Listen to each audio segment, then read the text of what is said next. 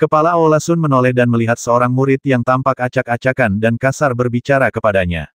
Dilihat dari pakaiannya, dia seharusnya menjadi murid baru tahun ini. Dia benar-benar meletakkan satu tangan di bahunya dan kakinya terus gemetar. Penampilan berandalan kecil ini memberi kesan yang sangat buruk pada guru Sun terhadap Lianxi. Menepis tangan Lianxi, Sun Dayong menatap Lianxi dengan cemberut. Apakah kamu murid baru tahun ini? Bagaimana orang sepertimu bisa lulus ujian Gunung Tianling yang suci? Tidak akan pernah membiarkan sampah sepertimu menodainya. Ketika Sun Dayong mengatakan ini, dia mengepalkan tinjunya dan menatap ke langit, tampak seperti seorang pejuang yang bekerja untuk perdamaian dunia. Lianxi menyeka hidungnya dengan acuh tak acuh, orang tua, kau tidak perlu langsung memanggilku sampah. Lagi pula, aku adalah salah satu dari 10 pemuda paling berprestasi di kota Yangdu dan pesaing kuat untuk murid baru paling populer. Jika kau mengatakan itu, jutaan orang Yangdu yang mendukungku akan merasakan banyak tekanan, dan semua saudara dan saudari yang mendukungku juga akan sedih. Sambil berbicara, mata Lianxi bergerak cepat ke sana kemari, dan ketika ia melihat seorang murid perempuan lewat tak jauh darinya, matanya pun berbinar. Tentu saja, tindakan kecil ini tidak luput dari tatapan mata Sun Dayong yang kejam. Dia membenci kejahatan sampai tingkat yang menyimpang, dan dia tidak memiliki wajah yang baik terhadap Lianxi saat ini. Dia bertekad untuk mengusir sampah ini turun dari gunung dan menghentikan kemungkinan dia mencemari Gunung Tianling sejak awal. Sun Dayong menatap Lianxi dari atas ke bawah, matanya penuh dengan penghinaan dan hinaan. Hanya karena dirimu, kau bisa dianggap sebagai pemuda yang luar biasa. Sampah sepertimu pantas disiksa. Kau dan dia sama-sama sampah, sampah. Sambil berbicara, ia menunjuk murid yang baru saja dimarahinya. Murid itu melirik Lianxi, dengan tatapan tak berdaya. Lianxi menjadi kesal karena dipanggil sampah dan penjahat, dan dia juga memandangnya dari atas sampai bawah seperti Sun Dayong. Keahlian Lianxi dalam berpura-pura membuat sesuatu dari ketiadaan telah mencapai kesempurnaan, dan sorot matanya yang melihat fenomena dan hakikat masalah sungguh membuat Sun Dayong merasa bingung. Kau, apa yang kau lihat?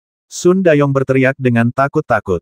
Lianxi menunjukkan senyum nakal. Tuan Sun, saya melihat lubang hidung Anda menonjol keluar, ujung hidung Anda kusam dan kuning, filtrum Anda dangkal dan datar, dan ada bintik-bintik merah di dalamnya, ekor Anda terlalu panjang dan langsung masuk ke istana pernikahan, telinga Anda terkulai, tipis, lembut dan tidak elastis, dan gigi Anda hilang dan tidak rata. Bolehkah saya bertanya, apakah Anda selalu merasa tidak berdaya akhir-akhir ini? Dan karena itu tidak puas dengan hal-hal di sekitar Anda. Kata-kata Lianxi sangat tidak jelas, tetapi maknanya jelas. Tuan Sun, Anda pasti duda di usia parubaya, istri dan anak-anak Anda telah meninggalkan Anda, karir Anda tidak berjalan sesuai keinginan Anda, dan hidup Anda sangat buruk. Anda menjadi impoten karena terlalu banyak tekanan di usia parubaya, dan tidak ada efek khusus dari masturbasi setiap hari. Jika tidak, mengapa Anda begitu marah? Wajah Sun Dayong memerah dan pucat. Jelas Lianxi telah mengungkap rahasianya. Dia marah tetapi tidak tahu harus melampiaskan kemarahannya kemana. Lianxi adalah penduduk kota Yangdu. Ia telah mendapatkan reputasi sebagai peramal di usia yang masih sangat muda. Itu jelas bukan sesuatu yang dapat dicapainya dengan menipu orang. Bagaimana ia berani melakukan pekerjaan porselen ini tanpa keterampilan? Bagaimana ia berani meminum obat pencahar ini tanpa anus? Dalam hal fisiognomi dan ramalan, pengetahuan Lianxi tak tertandingi oleh banyak orang. Mengandalkan kemampuannya membaca ekspresi orang, Lianxi menebak sebagian besar kejadian yang dialami Sun Dayong akhir-akhir ini. Meskipun sebagian besar tebakannya dibesar-besarkan, tetap saja Sun Dayong merasa sangat tidak nyaman. Aku memang merasa sedikit kewalahan akhir-akhir ini, dan aku tidak pernah bisa menikmati momen bercinta dengan istriku. Namun istrinya kini sudah berada pada usia yang sama bersemangatnya seperti serigala, dan setiap kali ia terus memintanya lebih keras, lebih cepat, ia pun benar-benar kehilangan minat. Semakin cemas dia, semakin buruk jadinya. Tentu saja, istrinya tidak memandangnya dengan baik, jadi Sun Dayong sangat tertekan akhir-akhir ini. Para pengikut sekte Tianling yang jatuh ke tangannya pada dasarnya tidak memiliki hasil yang baik, dan hukuman yang mereka terima jauh lebih berat dari sebelumnya. Sekarang semua hal ini benar-benar dilihat oleh seorang murid yang baru diinisiasi. Dia tidak tahu apakah orang itu orang yang pendendam, dan apakah dia akan menyebarkan perselingkuhannya karena sikapnya yang buruk tadi. Sun Dayong terkejut dan bingung sejenak, tidak tahu harus berkata apa. Melihat ekspresinya yang sangat malu, Lianxi sekali lagi punya ide untuk mengolok-oloknya. Dia meraih tangannya dan meraba-raba sebentar, lalu mengeluarkan kuas berujung bercabang dan selembar kertas jerami kusut. Kebiasaan Lian Xi adalah membawa kertas dan pena. Bahkan jika dia tersesat di hutan, Lian Xi tidak kehilangannya. Lian Xi menjilati ujung pena kering di mulutnya dan mulai menulis di kertas.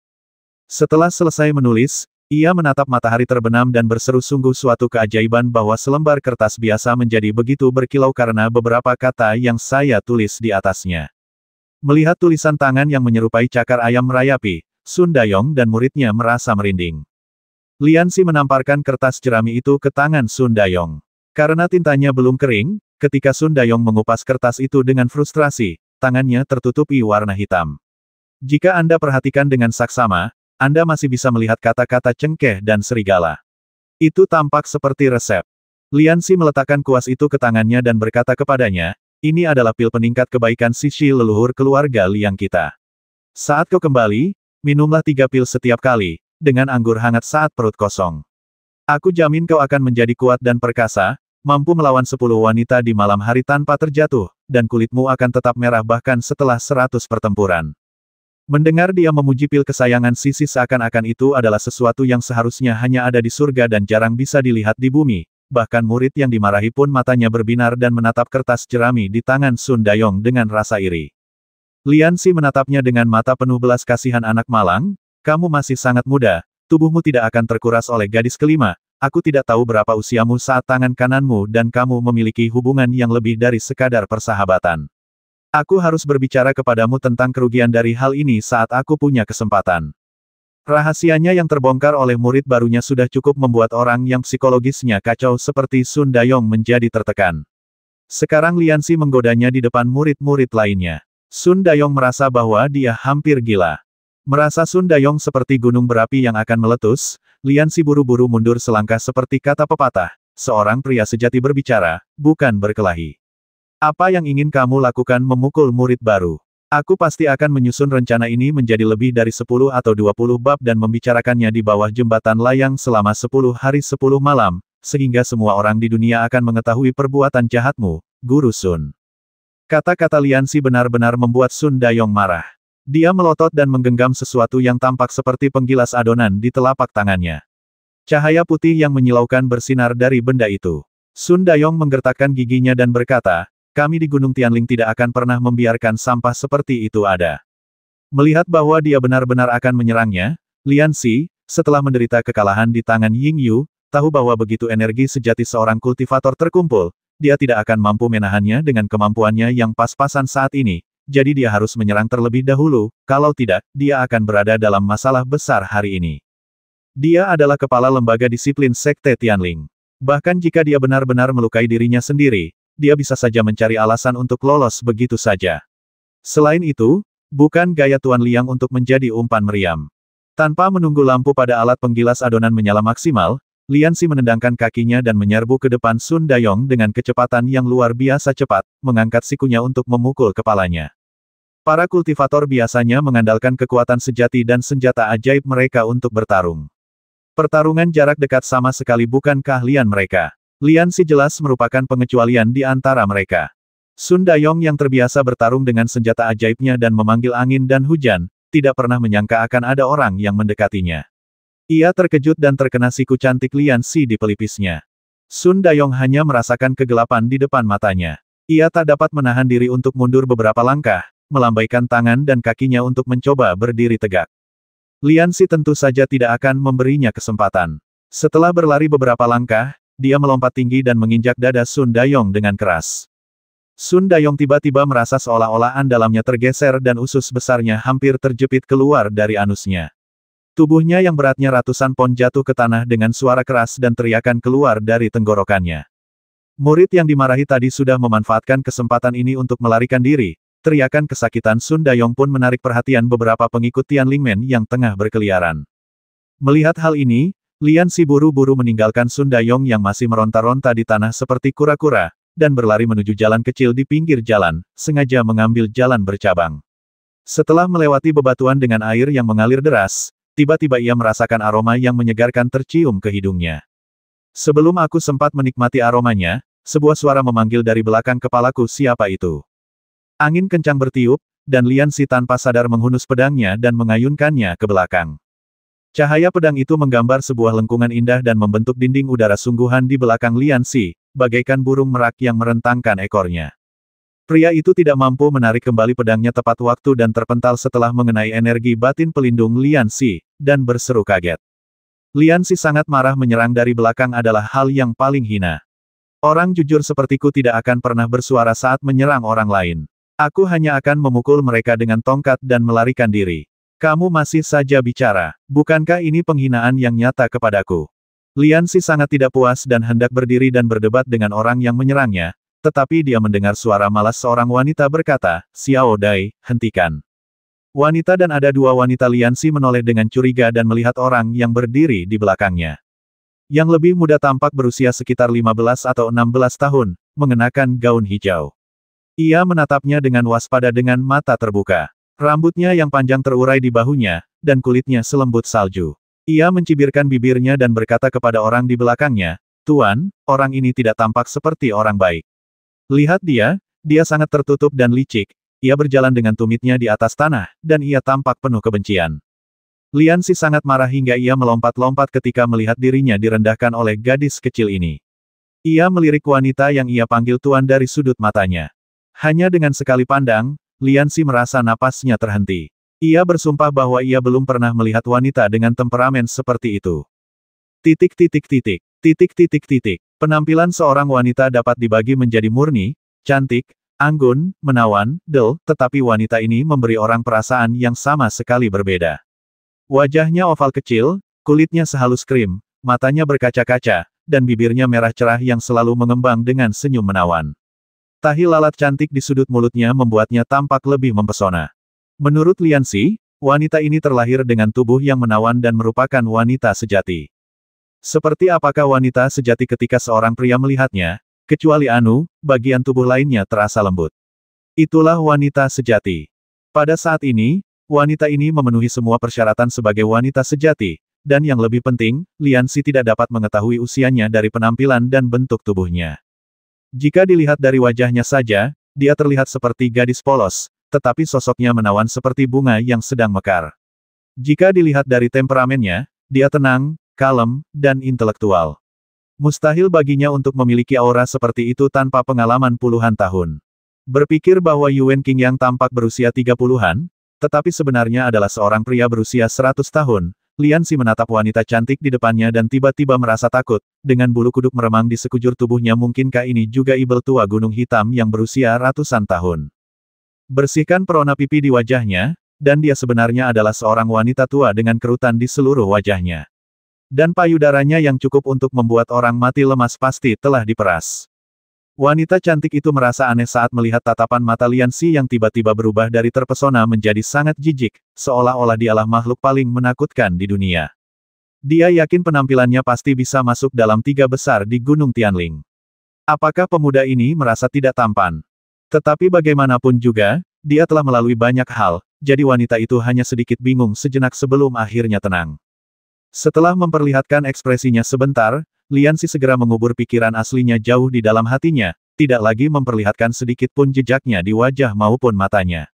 Apakah kamu murid baru tahun ini? Setiap gerakan wanita cantik itu memancarkan temperamen yang sangat menawan dan malas, dan bahkan suaranya memabukkan seperti anggur tua. Lian Xi hendak menjawab ketika wanita itu tiba-tiba mengulurkan tangannya yang ramping dan meraih segenggam rumput di udara. Lian Xi merasa dadanya seperti ditarik.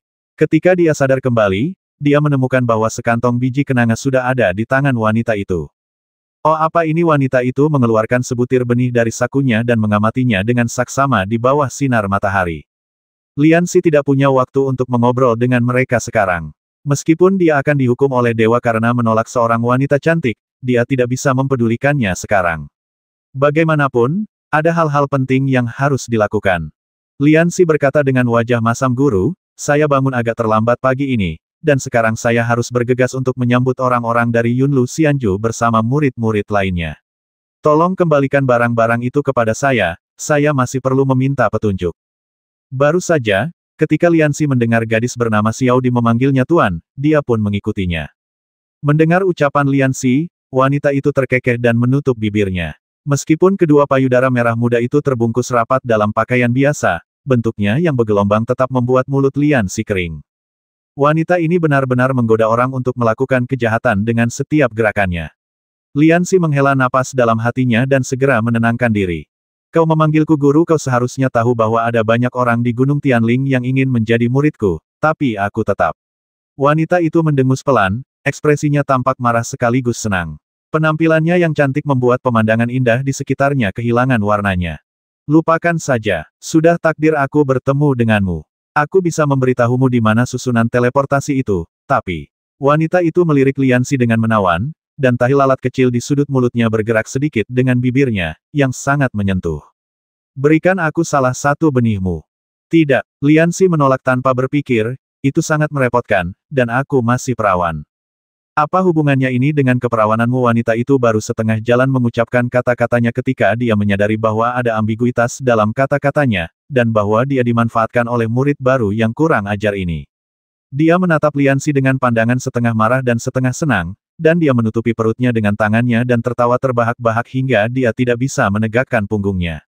Xiaodi tidak mengerti apa yang sedang dibicarakan kedua orang itu. Dia mengerjap dan tidak bisa berkata apa-apa. Aku tidak tahan lagi. Jika aku terus mengobrol dengan wanita ini, bahkan seorang pendeta pun akan kembali ke kehidupan duniawi. Lianxi menarik napas cepat beberapa kali untuk menenangkan dirinya. Adik kecil, kamu punya lebih dari selusin benih ini. Kakak ingin kamu kembali dan menanam satu untuk melihat apa yang bisa tumbuh. Oke, meskipun nada bicara wanita itu bertanya, dia sudah menjepit benih di tangannya dan menaruhnya di lengan bajunya. Melihat situasi ini, dia harus memberikannya jika dia tidak setuju, dan dia harus memberikannya meskipun itu akan menyulitkannya jika dia setuju. Lianxi merasa tidak berdaya. Ternyata ada orang di dunia ini yang lebih keras kepala daripada dia. Wanita itu tahu apa yang sedang dipikirkan Lianxi ketika dia melihat ekspresinya, dan wajahnya menjadi sedikit merah. Kalau saja aku tidak menemukan bahwa itu adalah benih bunga bakung yang langka, aku tidak akan pernah memintanya padanya. Wanita itu mengerutkan bibirnya dan berpikir sejenak, lalu berkata, sebagai kompensasi, aku akan memberitahumu jalannya. Jalan lurus sejauh 500 langkah setelah meninggalkan rumah, lalu belok kiri ke susunan teleportasi keempat. Jika kamu berlari sejauh itu sekarang, kamu masih punya waktu. Waktu yang disepakati untuk Tianlingmen adalah pukul 9 pagi, tetapi biasanya beberapa menit lebih lambat. Lianxi mengambil tas yang dilemparkan wanita itu dan tidak repot-repot memikirkan identitas wanita ini atau mengapa dia begitu akrab dengan urusan Tianlingmen. Dia segera berlari keluar. Lianxi berlari ke arah yang ditunjukkan wanita itu, dan benar saja, dia melihat deretan 6 atau 7 susunan teleportasi dengan lingkaran cahaya yang bersinar. Dia mengenali yang keempat dan melangkah masuk. Setelah beberapa saat yang memusingkan, Lianxi mendapati dirinya berada di atas tebing yang ditutupi rumput. Pegunungan di sekitarnya menunjuk lurus ke langit seperti pedang tajam. Udara diselimuti kabut dan rasa kebenaran memenuhi dadanya, membuatnya merasa seolah-olah berada di negeri dongeng. Para pengikut sekte Tianling telah berbaris di tebing yang luas, dengan bendera sutra melilit mereka, berkibar tertiup angin. Guru Ling Chengzi sedang berbicara dengan Lin Xianer dan yang lainnya tidak jauh dari sana. Lianxi menghela napas lega, tampaknya dia tidak terlambat. Melihat Lianxi tiba, Ling Chengzi mengulurkan tangan padanya, memberi isyarat agar dia mengikuti tim. Lin Xianer melihat Lianxi, tersenyum padanya, dan berdiri di sampingnya. Xianer, bagaimana keadaannya sekarang? Lianxi menundukkan kepalanya dan bertanya dengan suara rendah. Dia hanya melihat ke arah panggung tinggi di kejauhan dan melihat wakil kepala sekolah King Yun Taoist dan yang lainnya sudah berdiri di sana. Kami baru saja tiba di sini beberapa menit yang lalu. Tuan berkata bahwa kami hanya perlu berdiri di sini dan menunggu. Yunlu Xianju seharusnya belum tiba untuk sementara waktu, kata Lin Xianer. Waktu yang disepakati bagi Yunlu Xianju adalah tiba di Tianlingmen pukul 9 pagi, tetapi setelah menunggu lebih dari 1 jam, masih belum ada tanda-tanda kedatangan. Para murid yang telah mengantri tidak dapat menahan diri untuk tidak menjadi sedikit gelisah. Saudaraku, orang-orang dari Yunlu Xianju benar-benar bertindak terlalu jauh. Taoist King Yu, salah satu tetua sekte Tianling, mendengus tidak puas, sambil meniup jenggot panjang di dagunya tinggi-tinggi. Saudaraku, harap tenang. Pendeta Tao King Yun menasihati dengan lembut. Sebenarnya, dia agak tidak puas dengan Yunlu Xianju di dalam hatinya. Namun, sebagai wakil kepala sekte Tianling, dia tidak dapat bertindak berdasarkan dorongan hati saat ini. Rekan Taois Ikeda pasti telah tertunda karena sesuatu. Citian wajah kurus Taois King Yu sehitam dasar panci. Dalam beberapa tahun terakhir, Yun Luxianju telah berkembang pesat. Berkat dukungan Raja Zhendong, dengan bantuan yang kuat, mata Citian telah terangkat ke langit. King Yu, Tao King Yun berteriak dengan tergesa-gesa. Pendeta Tao King Yu juga menyadari bahwa dia telah berbicara tanpa alasan dan segera menutup mulutnya. Lian Xi berusaha mengejar ketertinggalannya dengan menundukkan kepalanya, ketika tiba-tiba ia mendengar suara di telinganya. Ia membuka matanya dan mendapati wajah orang-orang di sekitarnya menghadap ke langit, jadi ia melihat ke arah tatapan mereka. Udara tampak terdistorsi, dan lingkaran cahaya merah perlahan muncul, bergoyang pelan mengikuti sinar matahari, seperti putih telur yang baru saja jatuh ke dalam mangkuk. Teman Tao dari Yun Luxianju ada di sini. Taois King Yun mengerahkan seluruh kekuatannya dan suaranya mencapai telinga setiap murid yang hadir. Susunan teleportasi yang menyerupai putih telur itu bergetar makin lama makin cepat, dan tiba-tiba terdengar ledakan keras, ribuan sinar cahaya menyambar, menyengat mata orang-orang. Di tengah cahaya cemerlang itu, puluhan sosok manusia muncul satu persatu di udara. Lian Xi masih bisa melihat dengan jelas pemandangan di sekitarnya meski matanya tertutup. Dia melihat puluhan orang itu semuanya mengenakan kemeja sutra dan memegang tongkat sihir. Pemimpinnya adalah seorang pria tua yang tampaknya berusia 60-an atau 70-an. Dia memiliki tulang pipi tinggi, mata sipit, dan bibir tipis yang mengerucut. Dia tampak sangat kejam. Kau sudah menunggu begitu lama, apakah kau akhirnya di sini? Lian Xi mendengus dan bergumam, mengapa kau berpura-pura menjadi orang yang tidak berarti? Aku akan menembakmu satu persatu dengan busur dan memakumu ke batu. Cahaya bunga 5 warna menghilang, dan susunan teleportasi dari Yun Luxianju ke Tianlingmen juga ditutup. Sekelompok orang dari Yun Luxianju perlahan mendarat di panggung tinggi. Melihat Taois King Yun, Ikeda, yang selama ini bersikap tegas, akhirnya tersenyum dan membungkuk, saudara King Yun. Sebagian besar orang di belakang Ikeda adalah murid baru Yun Luxianju. Masing-masing dari mereka tampak seperti ukiran batu, tanpa ekspresi di wajah mereka. Mereka meletakkan tongkat mereka di tangan kiri mereka secara serempak, lalu berbalik, berdiri dengan hikmat dengan tangan terkulai ke bawah. Swiss, Swiss, Swiss, setelah melakukan seluruh rangkaian gerakan ini, kecepatan dan irama setiap orang hampir sama persis, seolah-olah dilakukan oleh satu orang. Para murid Yun Luxianju memancarkan aura yang sangat agung. Kekuatan penindasan yang dahsyat yang dihasilkan oleh sekelompok orang yang berdiri bersama membuat orang-orang yang berdiri di samping mereka hampir tidak dapat bernapas. Kegaduhan yang tadi terjadi di antara murid-murid Sekte Tianling tiba-tiba mereda, dan satu-satunya suara yang terdengar di seluruh tebing hanyalah gemerisik bendera yang tertiup angin kencang. Cahaya yang menyilaukan melintas di mata Taois King Yun, tetapi segera menghilang. Dia tersenyum dan berkata, apakah mereka murid baru Yun Luxianju tahun ini? Saudara Ikeda, benar-benar cara yang baik untuk berlatih. Ikeda tersenyum dan melambaikan tangannya. Maaf telah mempermalukanmu, saudara King Yun. Setelah selesai berbicara, dia berbalik dan berteriak kepada murid-murid baru, turun dari panggung dan berbaris. Sinar cahaya putih terpancar dari tongkat di tangan para murid. Tak seorang pun berbicara, dan gerakan semua orang begitu terkoordinasi. Mereka mengaktifkan kekuatan sejati mereka bersama-sama, terbang ke udara bersama-sama, mendarat bersama-sama, dan mencabut tongkat mereka bersama-sama. Dengan bunyi dentuman pelan, saat kaki mereka menyentuh tanah secara bersamaan, bahkan membuat orang merasa seperti jantung mereka berdetak kencang. Aura hikmat dan mematikan terpancar dari para pengikut Yun Luxianju ini, seakan-akan ada batu besar yang menekan hati semua pengikut Tianlingmen yang hadir. Beberapa di antara mereka yang kurang berkonsentrasi memiliki butiran keringat di dahi mereka.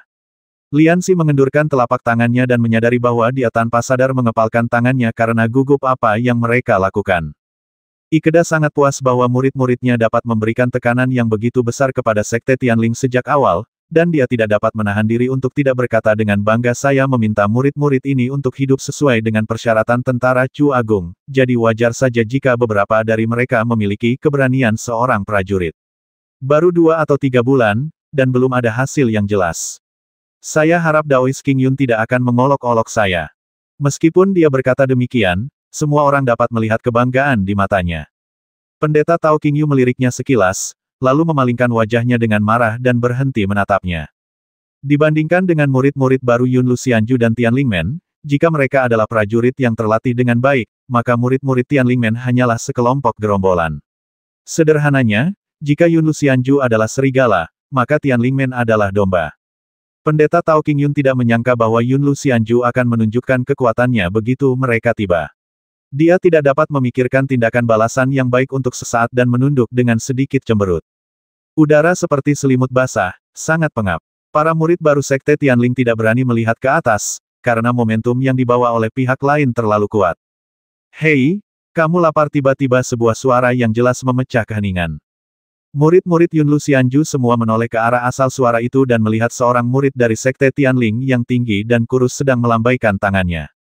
Lian Xi merasa tidak nyaman saat ditatap oleh begitu banyak mata, tetapi dia tersenyum dan berkata, aku sudah berdiri di sini sepanjang pagi, dan kakiku lemas karena lapar. Kalian datang sangat terlambat, kalian pasti juga lapar, kan? Aura penindasan Yun Luxianju semuanya terfokus pada Lian Xi. Semua orang tiba-tiba merasa lega, dan bahkan merasa lega seolah-olah mereka telah kembali dari gerbang neraka. Kata-kata Lian Xi tadi diam-diam mengejek orang-orang Yun Luxianju karena tidak tepat waktu. Tuan Liang sangat bermuka tebal. Seperti kata pepatah, terlalu banyak hutang tidak akan pernah menjadi beban. Dia tidak takut ditatap dan dia balas melotot ke setiap orang. Tatapan mata Lian Xi 10.000 kali lebih ganas daripada murid-murid Yun Luxianju. Untuk sesaat, Lian Xi benar-benar menahan aura yang dihasilkan oleh formasi persegi puluhan orang itu sendiri. Ikeda mengucapkan jelas bingung. Dia tidak menyangka akan ada orang seperti itu di antara murid baru Sekte Tianling. Dia bertanya, maaf, siapa dia? Oh, dialah murid yang mencetak sejarah tahun ini dengan nilai ujian masuk terendah. Pendeta Qingyun berkata dengan santai, murid yang tidak berguna ini tidak membuat kemajuan apapun dalam lebih dari 2 bulan belajar. Itu benar-benar membuat saudara Ikeda tertawa. Ikeda sedikit mengubah apa yang baru saja dia katakan dan mengatakannya kembali. Ekspresinya seburuk mungkin. Apakah dia murid yang dikabarkan hanya mendapat 7 poin dalam ujian masuk? Pengalaman menatap sekelompok orang sangatlah ajaib.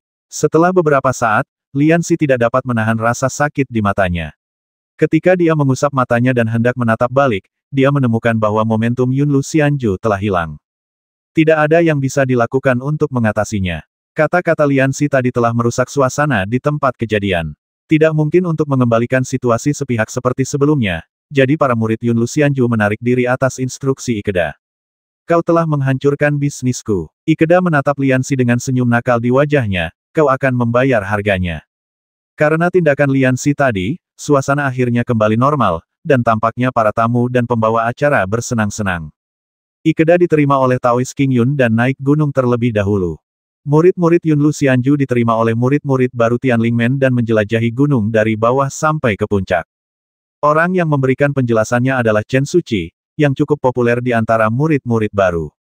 Sepanjang jalan, setiap kali mereka melewati aula seni bela diri, kolam berwarna-warni, bangunan kecil dengan air mengalir, dan paviliun serta menara, Chen Suci akan berhenti untuk memberikan pengantar yang terperinci.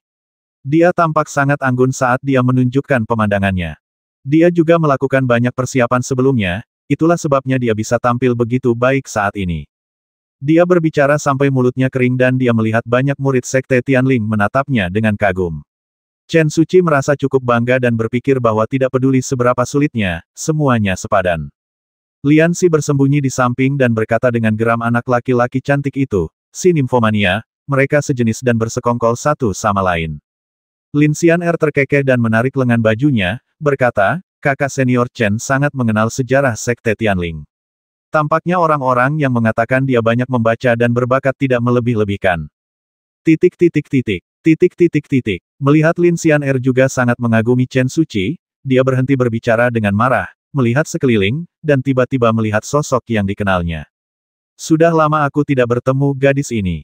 Lian Xi mengusap dagunya dan menatap gadis yang pernah berkata kasar kepadanya saat mereka ditempatkan di asrama terakhir kali.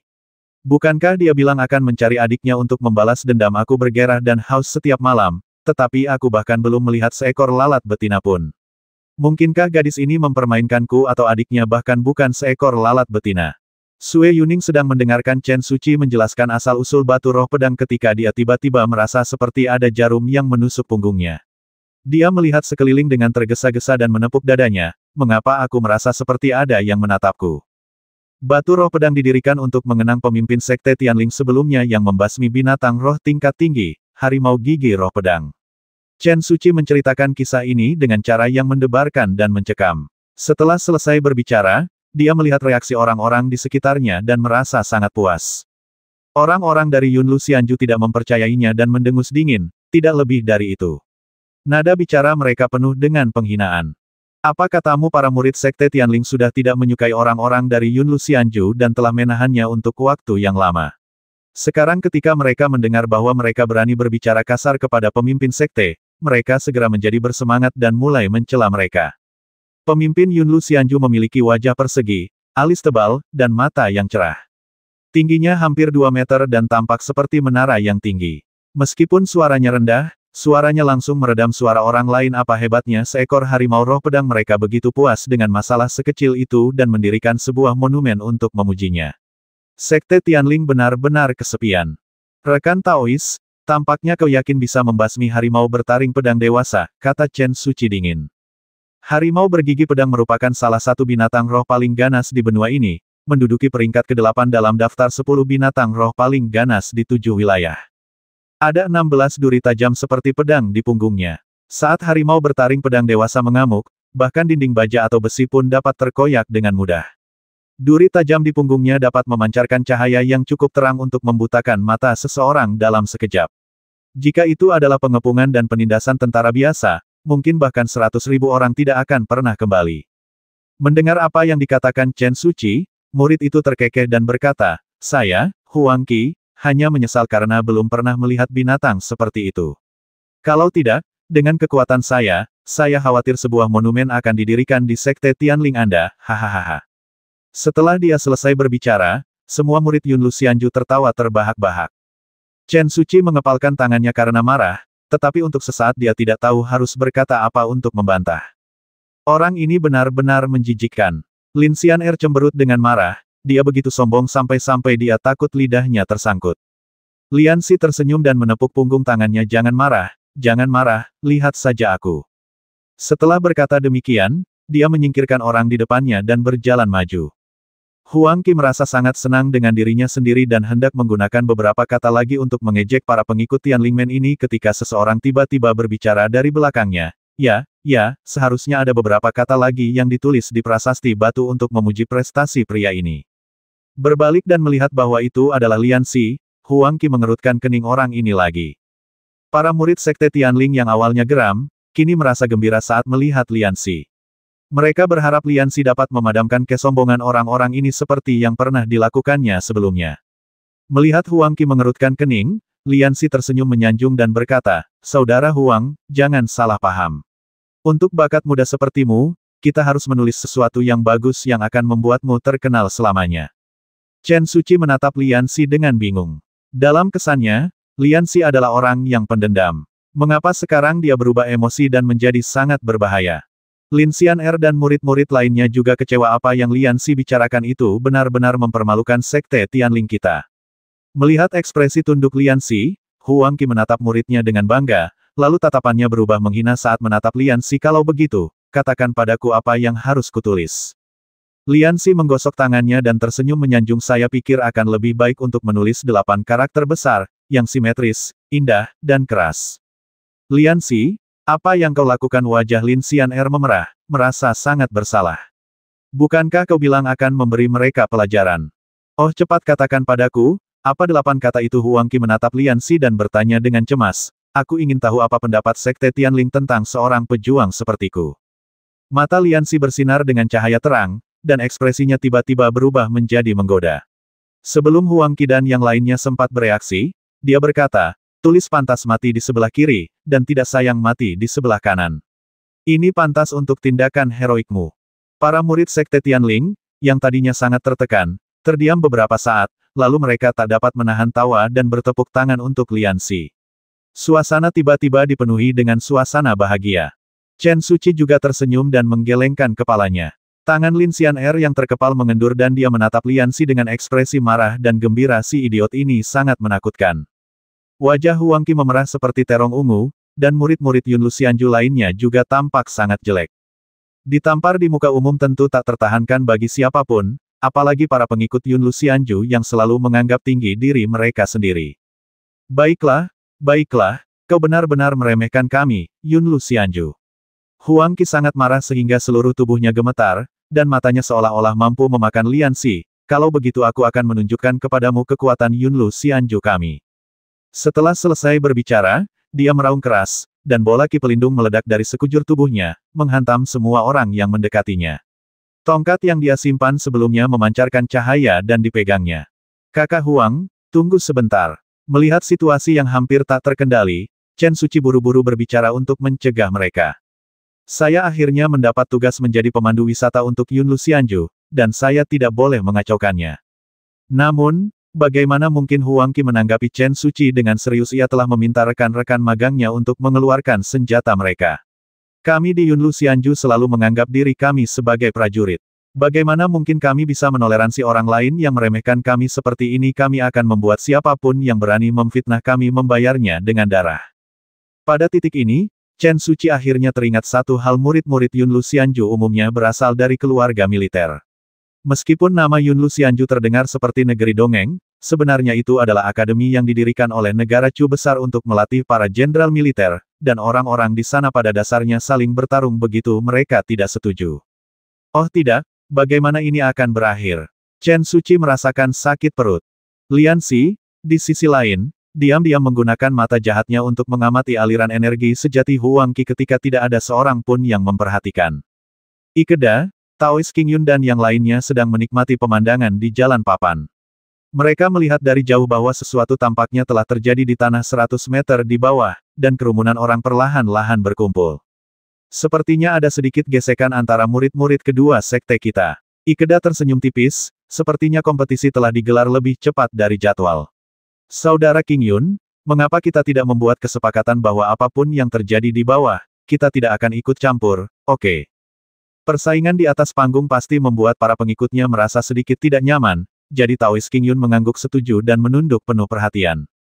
Akan segera terlihat jelas apakah murid baru Yun Luxianju lebih kuat atau murid baru Tianlingmen lebih kuat. Apa yang ingin kalian lakukan? Seseorang keluar dari kerumunan dan berteriak. Lianxi berbalik dan mengenalinya sebagai Yuan Shuang, yang dipukuli oleh murid lama Gao Kuan saat ia pertama kali bergabung dengan sekte tersebut. Yuan Shuang memiliki hubungan baik dengan Lianxi. Dia berdiri karena dia melihat Huang Qi ingin menyakiti Lianxi. Siapa kamu? Huang Qi mengangkat tongkatnya dan menatap Yuan Shuang sambil mengerutkan kening. Yuan Shuang, murid baru sekte Tianling. Yuan Shuang perlahan menghunus pedang abadinya dan mendengus, kamu Yun Luxianju jangan pergi terlalu jauh, ini wilayah sekte Tianling.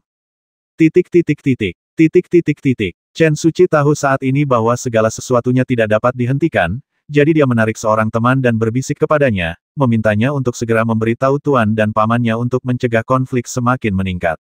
Sayangnya, yang tidak diketahuinya adalah bahwa para guru dan mentornya telah menggunakan adegan tersebut sebagai arena untuk menentukan keunggulan pengikut kedua faksi. Apa hebatnya sekte Tianling? Siapa yang menyuruhmu meremehkan kami? Yun Luxianju, kata seorang pria bertubuh seperti bambu di belakang Huang Qi. Lianxi mendengar ini dan menjawab tanpa ragu, tidak ada yang meremehkanmu, karena tidak ada yang meremehkanmu, kita semua sangat sibuk. Perkataan Lianxi membuat semua orang tertawa lagi. Murid yang seperti tongkat itu tidak tahu bagaimana membantah dan hanya bisa melompat di tempat karena marah. Lin Xian'er menutup bibirnya dan terkekeh di tengah kerumunan, lalu tiba-tiba mendengar suara dengusan halus di sampingnya. Orang menyebalkan ini hanya tahu cara memamerkan kekuatannya dengan kata-kata.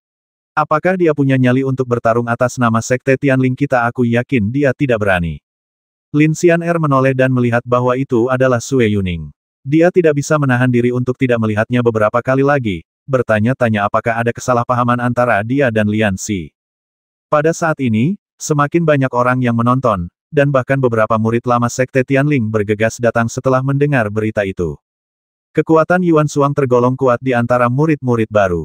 Ia memegang pedang di tangannya dan berteriak dengan jelas. Setelah pedang abadi itu membentuk bunga pedang, cahaya pedang yang menyilaukan muncul di ujung pedang, yang mengundang sorak-sorai dari orang-orang di sekitarnya. Huang Qi menunjukkan sedikit senyum menghina di sudut mulutnya. Ketika dia hendak bergerak, pria kurus itu berdiri di depannya dan berkata dengan hormat, kakak senior, serahkan orang-orang buta ini padaku. Aku rasa tidak masalah bertemu Tianlingmen. Setelah mengatakan itu, dia menatap Lianxi dengan kesal. Lianxi mengangkat bahu acuh tak acuh dan diam-diam memberinya jari tengah, yang membuat wajah Sugan memerah karena marah. Huang Qi menyingkirkan tongkatnya, menepuk bahu Zugan dan mendorongnya ke samping. Siapa kamu? Yuan Shuang menjadi kesal ketika dia melihat pihak lain tidak menganggapnya serius sama sekali. Tongkat bambu tipis itu memiliki wajah yang muram. Dia melambaikan tangannya dan lapisan zat seperti air mengembun di tongkat itu. Siapapun yang kalah dariku tidak layak mengetahui namaku.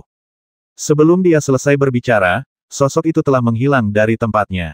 Cepat sekali. Semua murid Sekte Tianling yang hadir terkejut dan buru-buru mencari lokasi tiang bambu itu.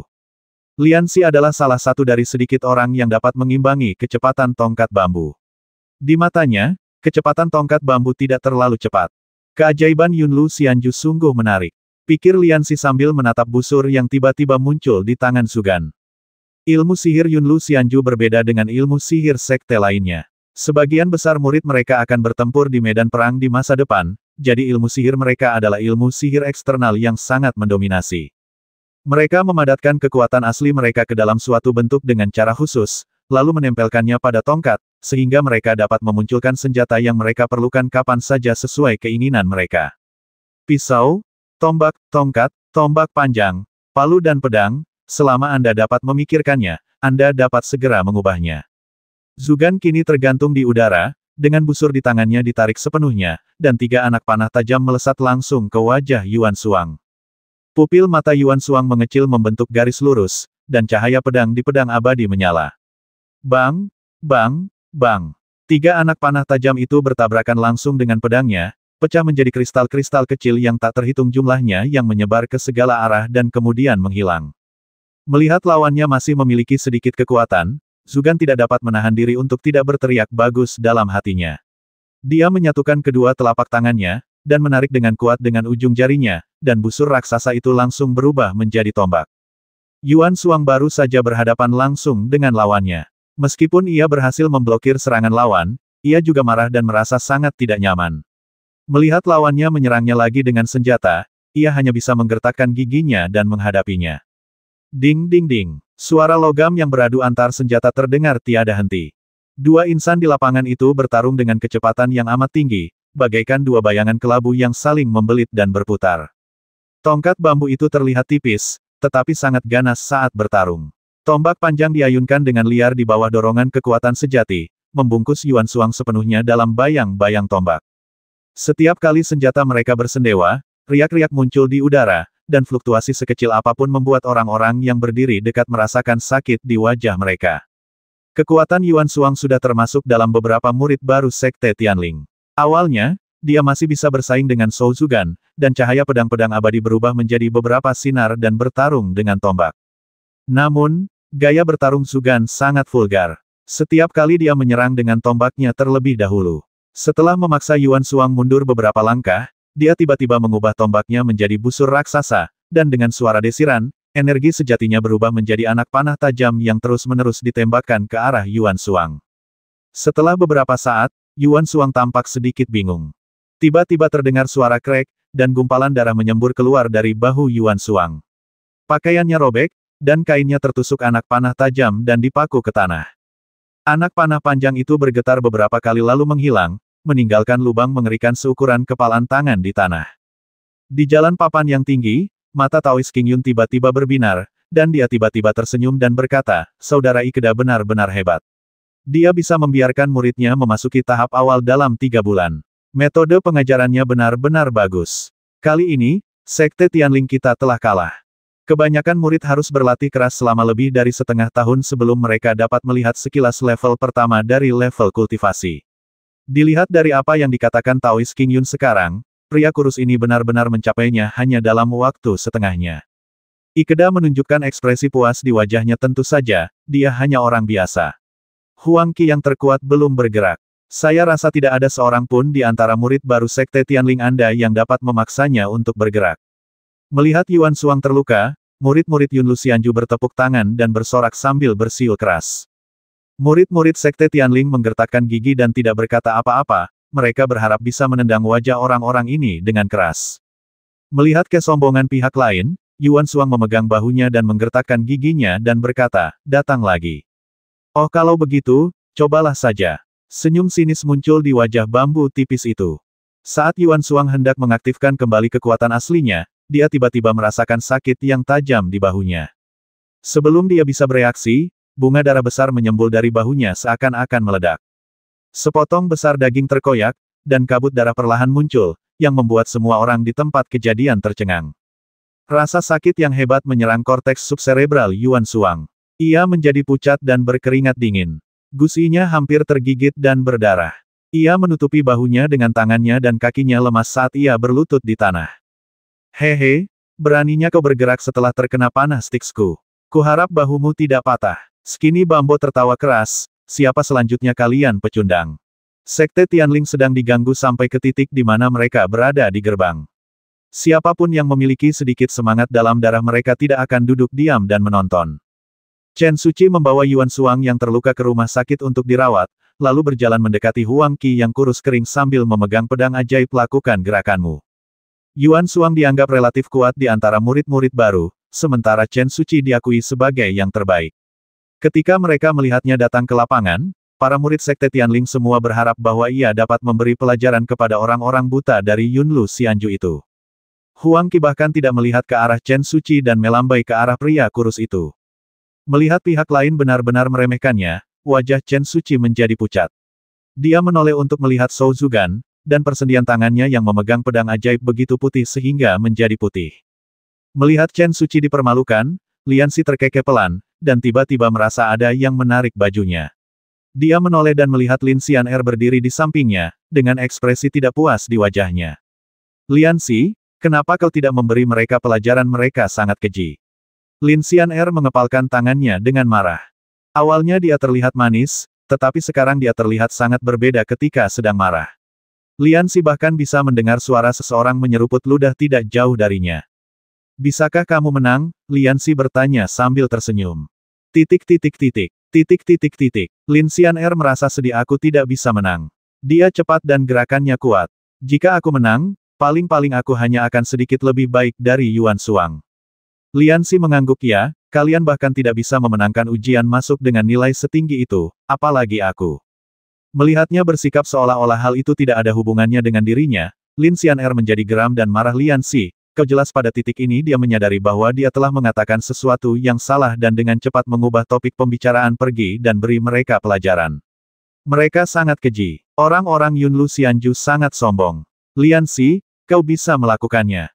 Apakah kamu begitu percaya padaku? Lianxi tidak setuju secara lisan, tetapi dia sebenarnya ingin mencoba. Saya sudah berlatih begitu lama tetapi belum pernah memiliki pengalaman bertarung secara resmi dengan orang lain. Ini seharusnya menjadi kesempatan yang bagus. Setelah menunjukkan bahwa mereka ingin menunggu dan melihat, kedua pria itu mengalihkan perhatian mereka kembali ke lapangan. Sementara keduanya berbicara, situasi di lapangan pada dasarnya telah ditentukan. Chen Suci berusaha sekuat tenaga untuk mematahkan busur besar Zhou Zugan, tetapi lawannya merobek rambutnya dengan satu tembakan. Pada saat ini, Chen Suci berdiri di tengah lapangan dengan rambut acak-acakan, tampak sangat malu. Kau tak akan bisa mengalahkanku. Skinny Bambo tersenyum sinis, dan dengan gerakan tubuhnya, dia sudah berada di udara. Saat dia berteriak pelan, tombak di tangannya tiba-tiba berubah menjadi lebih dari selusin, menghantam tanah dengan kekuatan guntur. Chen Suci tidak punya pilihan selain mengerahkan segenap tenaganya untuk menghadapi pedang itu. Bang, bang, bang, bang. Ledakan yang terus-menerus membuat telinga orang-orang mati rasa, dan tabrakan energi sejati membuat kulit wajah orang-orang terbakar kesakitan. Ketika asap menghilang, hanya tiang bambu tipis yang terlihat berdiri di samping sambil tersenyum. Chen Suci mengalami luka di punggung tangannya, dan darah mengucur keluar. Rambutnya acak-acakan, dan pakaiannya berantakan. Tampaknya dia telah menderita kerugian besar. Sungguh memalukan. Kita telah memenangkan 2 pertempuran berturut-turut sendirian. Aku ingin tahu apakah kamu masih punya pasukan? Saudara King Yun Ikeda, yang menyaksikan pertempuran dari kejauhan, mengelus jenggotnya dan tertawa penuh kemenangan. Orang-orang dari Sekte Tianling ingin mencabik mulutnya. Pendeta Tao King Yun tidak berkata apa-apa, tetapi menatap pemandangan itu dengan saksama. Kalian hanya sekelompok orang tak berguna. Kalian bahkan tidak bisa mengalahkan kami para murid yang sudah berada di sini selama setengah bulan. Zhou Zugan mengejek Chen Suci dan para murid Sekte Tianling di sekitarnya. Bagaimana kalian bisa disebut sebagai sekte nomor 1 di Chu? Mengapa kalian tidak memberikannya kepada kami? Yunlu Xianju? Bagaimanapun, kalian sudah duduk di sini begitu lama dan kalian sudah cukup bersenang-senang. Ini adalah pertama kalinya Chen Suci mengalami kekalahan yang begitu mengerikan. Dia mundur ke samping tanpa suara, rambutnya menutupi wajahnya, sehingga tidak ada yang bisa melihat ekspresinya. Kalah 2 kali berturut-turut, dan tidak mengherankan kalah dari orang yang sama. Murid-murid Sekte Tianling semua menundukkan kepala dalam diam, karena mereka tidak memiliki keterampilan seperti yang lain. Seandainya saja ada yang bisa memberi mereka pelajaran sekarang. Pikir banyak orang dalam hati. Aku ingat seseorang memarahiku tadi, kan melihat keadaan sekitar yang sunyi, si tiang bambu kurus tersenyum, aku ingat itu kau belatung di tumpukan kotoran. Jarinya menunjuk ke arah Lian Xi. Tuan Liang menggelengkan kepalanya dan berpikir, karena seseorang telah menamparkan wajahnya, lebih baik ia membuatnya cacat saja. Saya baik hati karena tidak bermaksud membasminya. Lian Xi merasa citranya terlalu mulia. Mengapa saya orang yang baik? Melihat bahwa hanya murid dengan 7 level dalam ujian masuk yang dipanggil ke pusat, sebagian besar murid yang tidak mengetahui latar belakang Lian Xi menghela nafas. Hari ini, Sekte Tianling benar-benar malu. Hanya murid-murid di bawah Ling Chengzi yang tahu bahwa kekuatan Lian Xi tidak hanya seperti yang ditunjukkan dalam ujian masuk, jadi pada saat ini mereka merasa gembira sekaligus khawatir. Lian Xi, hati-hati, kata Lin Xian'er dengan bahasa bibir. Lian Xi mengangguk dan berdiri di depan tiang bambu tipis. Lian Xi memiliki penampilan yang lembut. Dibandingkan dengannya, dia tampak sangat kurus dengan tubuhnya yang kurus, bungkuk, alis terangkat, dan mata terkulai. Tunjukkan senjata kalian. Aku akan menghabisi kalian dengan cepat. Tiang bambu tipis itu dengan percaya diri mengulurkan 2 jarinya. Hanya butuh waktu 2 kali lebih lama untuk mengedipkan mata. Lian Xi meliriknya, dan penghinaan di matanya membuat Zhou Zugan merasa marah. Kamu mencari kematian. Sebelum dia selesai berbicara, sosok bambu kurus itu menghilang lagi. Kena, tiang bambu tipis itu menghindar ke samping, menarik busurnya dan melepaskan anak panah, yang melesat ke arah punggung Lian Xi.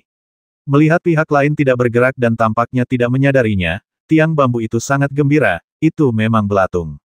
Ia belum bereaksi. Berdengung, bahunya langsung menembus tubuh Lian Xi dan jatuh ke tanah. Sebelum Zhou Zugan sempat merasa senang, tubuh Lian Xi perlahan memudar, berputar beberapa kali, dan menghilang di tempat. Terdengar teriakan kaget dari tempat kejadian. Bahkan Huang Qi, yang tidak terlalu memperhatikan situasi di lapangan, memiliki kilatan cahaya di matanya. Bayangan, itu sebenarnya hanya bayangan. Baru saja Lian Xi menghindari anak panah itu dengan kecepatan yang sangat cepat. Karena kecepatannya yang terlalu cepat, bayangan sebelumnya tidak sempat menghilang. Orang ini sangat cepat. Mata si bambu kurus membelalak, dan tiba-tiba dia mendapat firasat buruk di dalam hatinya. Seolah mengonfirmasi firasatnya, sebuah suara terdengar di telinga tiang bambu tipis itu. Maafkan aku, kecepatan selalu menjadi kelebihanku. Ia merasakan angin kencang bertiup dari belakang kepalanya. Sebelum ia sempat berbalik, kepalanya terhantam keras. Terdengar suara ledakan yang teredam. Tubuh kurus itu jatuh ke depan, kepalanya seperti dihantam palu godam. Bola matanya keluar dari rongganya, darah mengucur dari rongga mata yang robek, retinanya terlepas, pandangannya kabur, dan otaknya berdengung seolah-olah ada banyak serangga yang merayapinya. Kecepatan Lian Xi secepat kilat. Tanpa menunggu lelaki kurus itu jatuh, dia tiba-tiba menundukkan tubuhnya dan meninju perutnya dengan kekuatan guntur. Dilihat dari samping, punggung tiang bambu tipis itu tampak tiba-tiba tumbuh lebih tinggi. Skinny Bambo merasakan andalamnya bergejolak, dan nasi semalam yang dicampur dengan cairan lambung tiba-tiba menyembur keluar. Tanpa suara sedikit pun, ia jatuh ke tanah, sedikit berkedut. Lian Xi menginjak sikunya sambil tersenyum tipis. Tidak lebih, tidak kurang, cukup waktu untuk berkedip 2 kali. Hening, suasana kembali hening. Tidak peduli apakah itu orang-orang dari Sekte Tianling atau Yun Luxianju, mereka semua terdiam, napas mereka tercekat di dada dan tidak mampu mengeluarkannya. Ini terlalu cepat, hebat, entah siapa yang bertepuk tangan dan bersorak lebih dulu, murid-murid Sekte Tianling pun ikut bertepuk tangan, sorak-sorai bergema memenuhi ngarai. Wajah murid-murid Yun Luxianju tiba-tiba menjadi sangat jelek. Siapa? Siapa ini? Ikeda mengucek matanya, tidak percaya dengan apa yang dilihatnya. Dia, Pendeta Tao Qingyun meliriknya, dia adalah murid yang hanya memperoleh 7 poin dalam ujian masuk tahun ini. Kekuatannya seharusnya berada di peringkat ketiga dari bawah di antara murid-murid tahun ini. Ikeda tercengang. Yang ketiga dari bawah, lalu siapa 2 orang tadi? 1 atau 2 dari bawah, itu sudah jelas. Pendeta Tao Qingyun sudah lama merasa kesal dengan kesombongan Ikeda, dan sekarang melihat ekspresi terkejutnya dia merasa sangat senang dan tidak dapat menahan diri untuk tidak melontarkan komentar sarkastis. Ikeda berhenti berbicara dan menunduk lagi dengan wajah muram. Liansi menginjak siku si bambu kurus perlahan dan mengerahkan tenaga. Wajah si bambu kurus menunjukkan ekspresi kesakitan, tetapi dia tidak punya kekuatan untuk melawan. Apa yang ingin kau lakukan?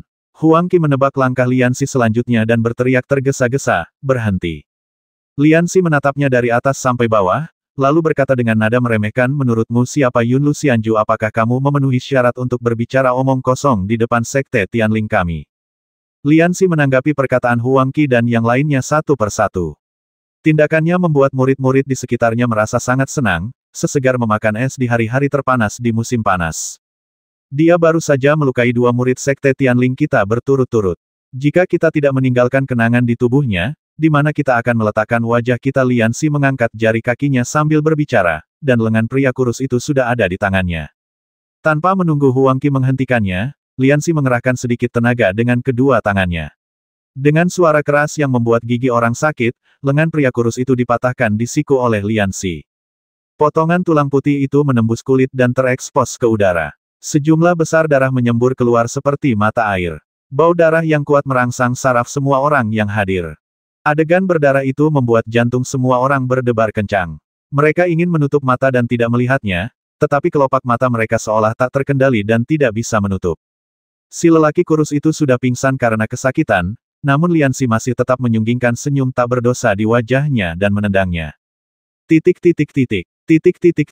Kemenangan akan selalu menjadi milik Tianling. Liansi mengucapkan kata demi kata. 9 kata ini bagaikan genderang perang yang sangat kuat, membuat setiap murid sekte Tianling yang hadir merasa penuh dengan semangat juang. Wajah Huang Qi tampak sangat jelek, dan energi sejatinya tidak dapat dikendalikan lagi dan mulai bocor keluar. Kakak senior, seorang murid di Yunlu Immortal Residence berteriak ngeri. Diam, aku akan membuat mereka menyesal hari ini. Teriak Huang Qi keras, dan pakaiannya kembali menonjol. Tubuhnya juga bertambah tinggi 1 kaki. Sosoknya yang kekar menonjol di antara kerumunan seperti gunung kecil. Liansi segera membuka mata jahatnya dan menutupnya lagi. Melihat energi sejati yang kuat di tubuh Huang Qi, dia tidak bisa menahan perasaan sangat gembira. Saya belum pernah bertarung melawan lawan yang kuat, saya harap Huang Qi tidak akan mengecewakan saya. Merasakan energi kuat yang terpancar dari tubuh Huang Qi, semua orang mundur pada saat yang sama, dan lingkaran yang mereka bentuk menjadi 2 kali lebih besar dari sebelumnya. Senjata apa yang kau gunakan? Huang Qi menunjukkan tongkatnya. Warna putih bulan yang halus mulai mengembun di tongkat itu, dan samar-samar terlihat bahwa tongkat itu tampak seperti pedang. Liansi melambaikan tangannya. Kita lihat nanti. Liansi mengatakan ini dengan niat baik. Bagaimanapun, meskipun pedang patah itu tidak terlihat mengesankan, untuk beberapa alasan pedang itu dapat mengeluarkan kekuatan yang mencengangkan ketika dirangsang oleh kekuatan aslinya. Liansi masih belum bisa mengendalikan kekuatan sejatinya dengan baik. Jika dia tidak sengaja membasmi Huang Qi, itu akan menjadi dosa serius. Namun, Huang Qi jelas tidak berpikir bahwa Liansi melakukan ini untuk kebaikannya sendiri. Sebaliknya, ia hanya berpikir bahwa Liansi sedang meremehkannya. Ia mendengus keras, dan cahaya putih yang menyilaukan menyala di telapak tangannya. Setelah beberapa saat, senjata itu terbentuk.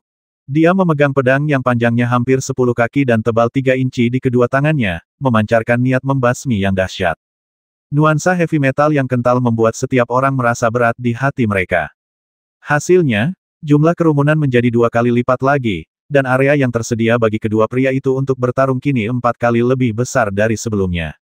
Di tengah kerumunan orang di medan perang, Anda tidak memerlukan seni bela diri sama sekali.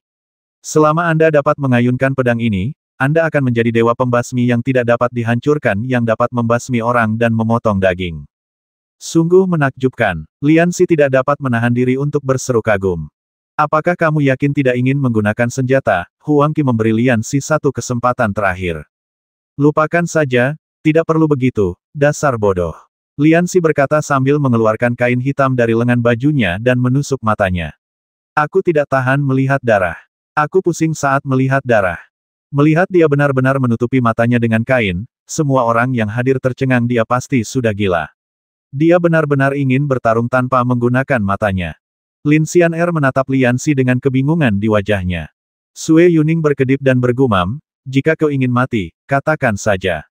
Chen Suci yang sedari tadi menundukkan kepalanya, ikut menatap ke arah lapangan dengan bingung. Di jalan papan, Ikeda mengerutkan kening. Apakah kamu mencoba menjadi misterius? Taois King Yun dan yang lainnya berkeringat di telapak tangan mereka, tidak tahu apa yang sedang direncanakan Lianxi. Melihat Ling Chengzi juga menggelengkan kepalanya, menunjukkan bahwa dia tidak mengerti apa yang ingin dilakukan muridnya. Lianxi punya alasan untuk membutakan dirinya. Masalah mata jahat tidak boleh diketahui orang lain. Menutupinya dengan kain tebal tidak akan memengaruhi kekuatan mata jahat, jadi Lianxi cukup mengikat matanya dengan kain, sehingga ia dapat membuka mata jahatnya dengan percaya diri. Dengan mata tertutup, ia dapat melihat hal-hal di depannya melalui kesadaran spiritualnya. Ditambah dengan kemampuan mata jahat, Lianxi sebenarnya lebih kuat dengan mata tertutup daripada tanpa mata tertutup.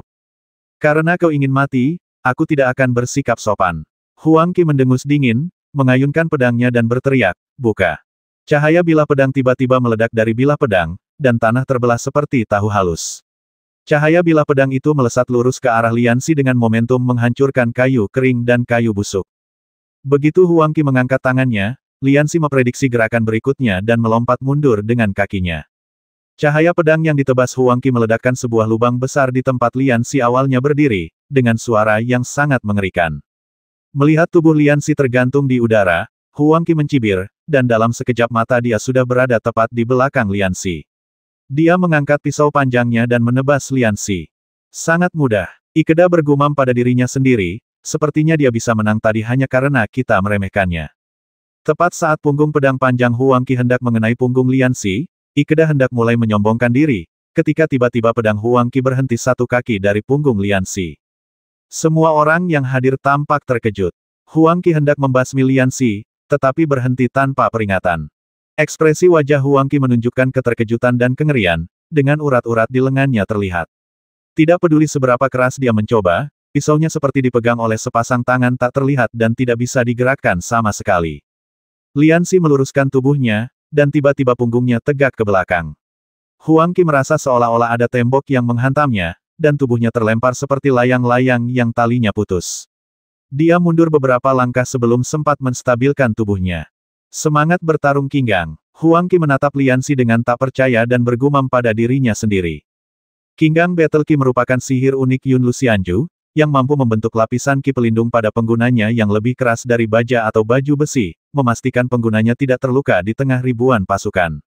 Sebelumnya, mantra yang digunakan Huang Qi Zhen untuk diberikan kepada orang-orang di sekitarnya adalah energi bertarung Qinggang yang paling dasar. Sekarang Lianxi tidak hanya menunjukkan Qi pertempuran Genqing, tetapi juga memiliki level yang lebih tinggi darinya. Dia bahkan dapat dengan mudah memblokir serangannya dan menjatuhkannya dengan Qi pertempuran Genqing. Huang Qi tentu saja akan merasa terkejut dan takut. Beberapa murid Yun Luxianju segera menyadari sesuatu yang sedang terjadi, dan langsung mulai bertanya-tanya, bagaimana seorang murid Sekte Tianling bisa mengetahui semangat juang Qinggang milik Yun Luxianju. Melihat semua orang di sekitarnya menatapnya dengan rasa ingin tahu, Lianxi tersenyum tipis dan berkata, trik Yun Luxianju tidak ada apa-apanya di mata Sekte Tianling kita. Perhatikan baik-baik. Setelah berkata demikian, dia mencabut pedang patahnya dari pinggangnya dan memegangnya di tangannya. Ketika semua orang melihat pedang patah berkarat di tangannya, mereka hendak tertawa, tetapi tiba-tiba mulut mereka terbuka lebar dan rahang mereka menyentuh tanah. Saya melihat zat seperti lapisan air mengembun dengan cepat pada pedang yang patah itu, dan setelah beberapa saat berubah menjadi pedang yang persis sama dengan milik Huang Qi. Pedang yang diciptakan Lianxi tidak hanya lebih nyata daripada pedang Huang Qi, tetapi juga lebih kuat. Saat bilahnya mendekati tanah, pasir dan batu di tanah terhempas ke kedua sisi oleh semangat juang yang tak terlihat. Bagaimana dia bisa melakukan itu? Mata Huang Qi hampir keluar dari kepalanya. Di tengah tatapan heran dari orang banyak, Lianxi terkekeh dan berkata, bagaimana kalau kita lanjutkan? Jalan papan itu sunyi pada saat ini. Ikeda menggertakkan giginya, wajahnya sangat muram, tangannya mencengkeram erat pagar kayu jalan papan. Dia tidak dapat memahami bagaimana murid Sekte Tianling ini dapat mengetahui keajaiban unik Yun Luxianju. Pendeta Tao King Yun dan yang lainnya saling berpandangan, semuanya bingung. Murid baru ini telah menarik perhatian orang lain sejak ujian masuk. Aku datang, teriak Lianxi sambil mengayunkan pedang di tangannya dan menyerbu ke arah Huang Qi. Udara di sekitar tiba-tiba berubah menjadi tornado mini, dan saat tornado itu bertiup ke wajah orang-orang, rasanya seperti tersayat pisau. Melihat Lian Xi mendatanginya dengan agresif, Huang Qi menarik napas dalam-dalam dan berdiri kokoh pada kuda-kudanya. Menurut ajaran Yun Luxianju, tidak ada mundur dalam pertempuran, yang ada hanya bergerak maju, maju, maju. Huang Qi mengerahkan seluruh tenaganya ke dalam pedang, matanya bersinar cemerlang, dan otot-ototnya menonjol tinggi. Dia bertekad untuk berhadapan langsung dengan Lian Xi dan memutuskan hasilnya dengan kekuatan. Lian Xi melompat tinggi ke udara dan mengayunkan pedangnya ke arah Huang Qi dengan kekuatan guntur. Semua orang menatap dengan saksama, takut kehilangan momen pertempuran apapun. Buka, Huang Qi mengerahkan seluruh tenaga tubuhnya hingga batas maksimal, mencengkeram ekor pedang, memutarnya di tempat, lalu mengangkatnya dengan punggung tangan, dan bilah pedang itu bertabrakan dengan keras dengan Lian Xi. Di mata semua orang, waktu seakan berhenti pada saat ini. Pedang kedua pria itu saling bertabrakan, lalu hancur berkeping-keping. Gelombang yang disebabkan oleh tabrakan kebenaran membuat udara di sekitar mereka seolah tertiup angin. Para penonton berusaha keras untuk bernapas, tetapi paru-paru mereka tampaknya tidak bereaksi sama sekali. Tubuh Lian Xi masih melayang di udara, dengan senyum licik di bibirnya. Dia menekan telapak tangannya dengan ringan, dan garis merah gelap melingkari pedang yang patah dan akhirnya berhenti di ujungnya. Titik titik titik, titik titik titik. Mata Huang Qihu membelalak dan butiran keringat mengalir di dahinya. Dengan beberapa suara mendesis, pakaiannya robek menjadi beberapa bagian. Sebelum ada yang bisa berkedip, terdengar suara ledakan keras dan betis Huang Qi jatuh ke tanah. Ah! Huang Qi menjerit dan mengerahkan seluruh tenaganya untuk melepaskan diri dari kendali Lian Xi. Ia melompat keluar dari lubang dengan tergesa-gesa. Hanya bagian paha celananya yang ditutupi kain. Ada beberapa bekas luka bakar di tepi yang robek. Gumpalan asap hijau masih perlahan mengepul. Kakinya merah tua seolah-olah telah tersiram air panas. Ia tampak sangat menderita. Teringat pada fakta bahwa Lian Xi telah memperoleh mutiara spiritual kalajengking racun api merah, Taoist King Yun dan Ling Chengzi saling berpandangan, dan keduanya jelas bisa melihat bahwa pihak lain jelas-jelas tengah berusaha menahan senyum. Kamu curang. Huang Qi terkejut dan marah, dia berharap bisa mencabik-cabik Lian Xi hidup-hidup. Melihat kakak laki-lakinya menderita kerugian besar, murid-murid Yun Luxianju juga mulai berteriak cemas. Lian Xi membawa kehormatan bagi sektenya sendiri, jadi tentu saja para pengikut sekte Tianling tidak mau kalah dan berbondong-bondong ke arah Yun Luxianju. Kedua belah pihak bertengkar hebat selama beberapa saat. Tuan Liang tersenyum genit katakan padaku di mana aku berbuat curang. Kau, Huang Qi terdiam sesaat. Dia memang terbakar, tetapi tidak ada bukti yang menunjukkan bahwa kebakaran itu dilakukan oleh pihak lain. Untuk dapat menggunakan mantra api, seseorang umumnya harus mencapai setidaknya alam naga potensial dan memiliki tubuh yang memperlihatkan fisik api. Murid baru ini jelas belum mencapai level awal, tetapi mengapa dia begitu kuat? Ketidakseimbangan antara level dan kekuatan Lian Xi membuat Huang Qi kehilangan kata-kata untuk mengungkapkan perasaannya yang rumit. Kaulah yang baru saja melukai dua adik laki-lakiku berturut-turut dan menghina sekte Tianling kita. Lian Xi melihat Huang Qi menatapnya dengan heran dan ragu, lalu melangkah maju dan berkata. Dengan sedikit sanjungan, Yuan Suang dan Chen Suci menjadi adik laki-lakinya. Lian Xi tidak pernah lupa memanfaatkan orang lain. Aku tidak menyakitinya, Huang Qi membuka mulutnya untuk membantah, tetapi disela oleh Lian Xi bahkan jika bukan kamu yang melakukannya, kamu tetap kaki tangan. Aku baru saja mematahkan lengan pria itu, setidaknya kamu harus meninggalkan beberapa bekas untuk membenarkannya. Melihat Lian Xi sama sekali tidak menanggapinya, amarah Huang Qi kembali memuncak. Sudah kubilang sekte Tianlingmu sampah. Sampah. Kalian tidak layak berada di level yang sama dengan Yun Luxianju kami. Huang Qi berteriak begitu kerasnya sehingga bahkan Taoist King Yun di jalan papan yang jauh dapat mendengarnya. Mendengar murid-murid Yun Luxianju begitu sombong, Taoist King Yun sedikit mengernyit, melirik Ikeda yang tampak sangat tidak senang, dan tidak berkata apa-apa. Begitukah? Lian Xi mengeluarkan pedang patah yang telah dimasukkan kembali ke pinggangnya. Maaf, kau membuatku berubah pikiran. Setelah Lian Xi selesai berbicara, dia perlahan melepas pelindung pergelangan tangan dan tulang keringnya dan melemparkannya ke tanah. Melihat pelindung pergelangan tangan dan pelindung kaki kecil itu membuat lubang dalam di tanah, orang-orang di sekitar menjadi takjub. Benda-benda ini tampak beratnya sedikitnya 100 pon. Huang Qi berteriak dalam hatinya, seakan-akan hatinya telah tenggelam ke dalam gudang es, dan keberaniannya menyusut kembali ke dalam duburnya karena takut monster macam apa dia. Namun dia memaksa dirinya untuk tetap berwajah datar dan tidak menunjukkan tanda-tanda itu. Meskipun kamu tidak layak untuk aku gunakan trik sekte Tianling, tetapi karena kamu begitu meremehkan sekte Tianling, aku akan membuatmu mengingat selama sisa hidupmu bahwa kamu telah dikalahkan oleh murid-murid Sekte Tianling. Lianxi berkata perlahan. Setiap kata dalam kalimat ini bagaikan paku batu yang menusuk hati setiap murid Yunlu Xianju yang hadir. Suasana hati para murid Tianlingmen hari ini berubah dari kehilangan menjadi kegembiraan dan kemudian menjadi kebanggaan, semua karena Lianxi. Mereka sekarang berharap Lianxi dapat membuat mereka menyaksikan kejutan lagi. Ayo, kata Huang Qi dengan suara serak, aku akan membuatmu menyesal menantang Yun Luxian. Sebelum dia selesai berbicara, bola darah besar keluar dari lutut kiri Huang Qi, dan kabut darah aneh muncul di udara. Lianxi terus mendorong telapak tangannya ke depan dan berkata dengan suara yang dalam, ini adalah jurus yang diajarkan guruku. Dia pernah berkata bahwa dia akan menguji kekuatan kita dalam menggunakan jurus ini dalam 2 bulan. Kau seharusnya berterima kasih padaku karena aku tidak mematahkan lidahmu. Kamu rasa sakit di lututnya membuat seluruh tubuh Huang Qi berkedut, lidahnya gemetar dan dia tidak bisa mengucapkan kalimat lengkap. Dia hanya bisa menunjuk Lianxi, matanya penuh dengan kebencian. Lianxi menyipitkan matanya sedikit, dan tiba-tiba bergegas di depan Huang Qi secepat kilat. Huang Qi tidak punya waktu untuk bereaksi sama sekali sebelum Lianxi mengangkat kakinya dan menendang dagunya dengan keras dari bawah ke atas.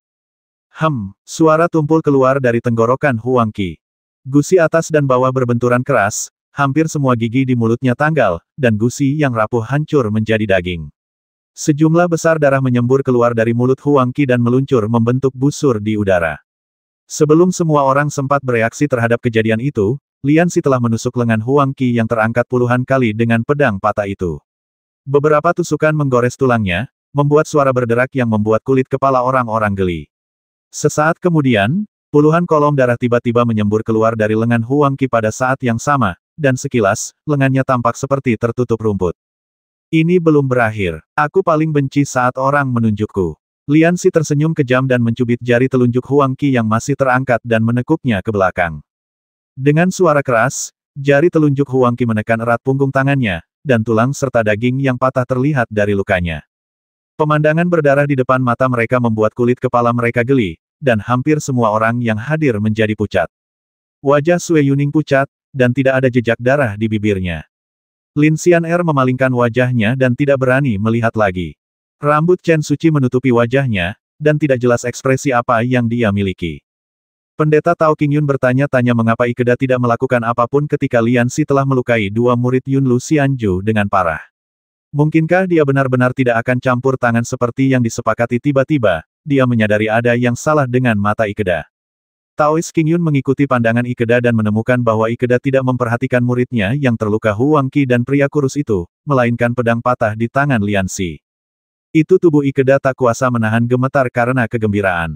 Ia mengumpulkan energi sejatinya dan mengendalikan tongkatnya untuk terbang cepat ke arah kerumunan di bawah.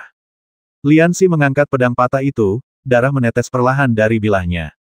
Suasana hening di sekelilingnya, dan semua orang menatapnya dengan kagum sekaligus ngeri. Tidak seorang pun meragukan bahwa nama Lianxi akan menjadi terkenal di kedua faksi karena pertempuran hari ini, dan bahkan mulai muncul di seluruh dunia kultivasi negara Chu. Meskipun itu hanya kompetisi pribadi antara 2 sekte, bagaimanapun juga, ini adalah 2 sekte kultivasi terbesar di negara Chu, Sekte Tianling dan Yunlu Xianju. Yang lebih penting lagi, metode Lianxi sangat kejam dan sadis sehingga siapapun yang belum melihatnya dengan mata kepala sendiri tidak akan pernah melupakannya. Disaksikan oleh semua orang, Lianxi melepaskan sabuk kain di hadapannya dan hendak mengembalikan pedang patah itu ke pinggangnya ketika tiba-tiba angin kencang bertiup ke arahnya. Siapa? Lianxi hendak memberi pelajaran kepada orang yang menyerangnya dengan pukulan punggungnya, tetapi pergelangan tangannya dipegang erat oleh pihak lain. Kekuatan lawannya berada di luar imajinasi Lianxi, dan dalam sekejap dia merasakan sakit yang amat sangat hingga keringat dingin keluar di dahinya. Melihat pendatang baru itu, murid-murid Yunlu Xianju terkejut dan gembira guru. Lianxi berbalik dan melihat Ikeda lah yang menangkapnya. Pada saat ini, wajahnya serius dan dia menatap pedang patah di tangannya. Pendeta Tao Qingyun dan yang lainnya juga bergegas setelah Ikeda tiba. Mereka takut Ikeda akan melakukan sesuatu yang tidak menguntungkan bagi Lianxi. Dari mana kau mendapatkan pedang ini? Ikeda menarik Lianxi dan berteriak. Melihat butiran keringat menetes dari dahi Lianxi, Ikeda menyadari bahwa dia telah menggunakan terlalu banyak kekuatan, jadi dia melonggarkan cengkeramannya, tetapi nadanya tetap sama. Dari mana kamu mendapatkan pedang ini? Pendeta Tao Qingyun melihat wajah Lian Si yang tampak aneh, dan menepuk bahunya tanpa suara. Arus hangat mengalir ke tubuh Lian Si, dan telapak tangan Ikeda bergetar dan dia tanpa sadar melepaskannya. Rekan Taois Citian, bolehkah saya bertanya apakah Anda mengenali pedang ini? Taois Qingyun menarik Lian Si ke sisinya, menatap Citian dan bertanya, murid-murid Anda terluka parah, kirim mereka untuk dirawat terlebih dahulu. Suster Junior Ning Sui adalah dokter yang hebat, dia pasti tidak akan meninggalkan gejala sisa apapun pada mereka. Ketika Lian Si melihat Taois Qingyun membelanya, dia berpikir, ternyata orang tua itu masih punya hati nurani. Ikeda menarik napas dalam-dalam beberapa kali, memaksa dirinya untuk tenang, dan berkata, saya akan menyusahkan saudara Qingyun untuk merawat lukanya. Saya benar-benar ingin tahu dari mana pedang ini berasal. Pendeta Tao Qingyun melihat bahwa ada terlalu banyak orang yang menonton, jadi dia meminta pendeta Tao Qingyu untuk memimpin beberapa orang untuk membersihkan tempat kejadian dan membubarkan para murid. Dia membawa Ikeda dan Lian Si ke sebuah rumah kayu. Setelah minum seteguk teh, Ikeda akhirnya tenang. Ia menghela napas dan berkata, Saudara Qingyun, saya agak terlalu cemas di awal hari ini. Saya harap Anda bisa bersabar. Pendeta Tao Qingyun melambaikan tangannya, menunjukkan bahwa dia tidak perlu menganggapnya serius. Rekan pendeta Tao Ikeda, saya perhatikan Anda sangat gembira saat melihat pedang ini. Bolehkah saya bertanya asal-usulnya? Sejujurnya, pedang patah ini dibawa kembali oleh murid saya saat dia pergi ke lembah Strangleton untuk berlatih. Maafkan ketidaktahuan saya, tetapi selain fakta bahwa pedang pendek ini sangat dingin saat disentuh, saya benar-benar tidak merasakan sesuatu yang istimewa tentangnya. Alis Ikeda berkedut 2 kali, dan otot-otot di wajahnya terus bergetar. Jelas bahwa ia sedang mengalami pergumulan psikologis yang berat. Lian Si melirik Ikeda beberapa kali, lalu menatap pedang patah itu, dan juga bertanya-tanya mengapa pedang patah ini membuat Ikeda begitu bersemangat. Bisakah kau ceritakan dulu bagaimana kau mendapatkan pedang ini? Ikeda bertanya pada Lian Si sambil mengepalkan tangannya. Taois Qingyun mengangguk pada Lian Si dan memberi isyarat padanya untuk berbicara. Jadi Lian Si menceritakan secara singkat bagaimana dia bertemu dengan kalajengking beracun api merah di hutan duri dan bagaimana dia mendapatkan pedang dari kalajengking beracun api merah. Hutan berduri kalajengking beracun api merah, Ikeda menatap Taois Qingyun dengan bingung. Pendeta Tao Qingyun mengangguk dan berkata, kami telah mengirim orang secara diam-diam untuk menyelidiki masalah ini. Mustahil bagi binatang spiritual tingkat menengah seperti kalajengking racun api merah untuk muncul di hutan berduri.